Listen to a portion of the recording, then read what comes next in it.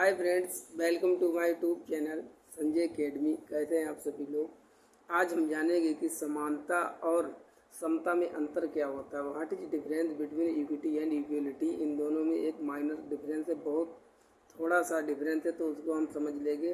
क्योंकि जब ये एग्जाम में क्वेश्चन पूछा जाता है तब हम वहाँ पर ट्रैप में फंस जाते हैं कि इसका आंसर समता होगा या समानता होगा। तो इसके लिए आज के बाद आपको इसमें कोई भी डाउट नहीं रहेगा, बिल्कुल आपका क्लियर हो जाएगा। पहले हम इसको समझते हैं, बाद में मैं आपको इसका एग्जाम्पल दूंगा। ठीक है। समता का मतलब होता है इक्विटी।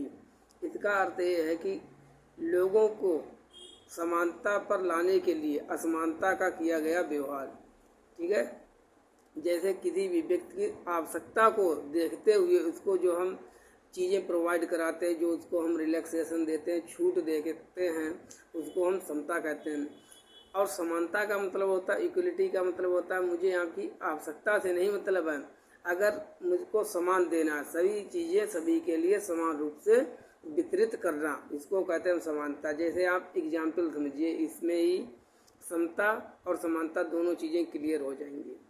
4 परिवार हैं, एक परिवार में जो हैं 5 लोग हैं, एक परिवार में 3 लोग हैं, एक परिवार में 8 लोग हैं, एक परिवार में जो है 10 लोग हैं।